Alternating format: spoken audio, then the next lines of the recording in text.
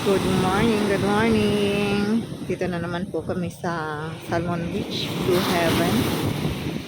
Trying to catch fish para sa pananghalian namin. Lakas po ng alon, no? Ayan po yung husband ko.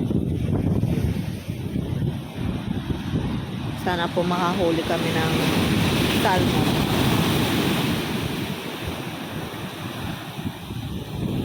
Wala na po kasi kaming isda sa fridge. Kaya kailangan ng mahuli ulit. Dahil po day off niya, ayun, may time na po ulit kami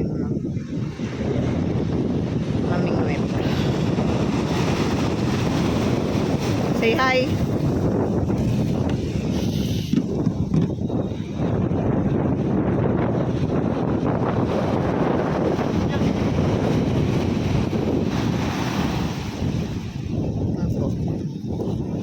Parang pa-low tide naman na po siya ngayon.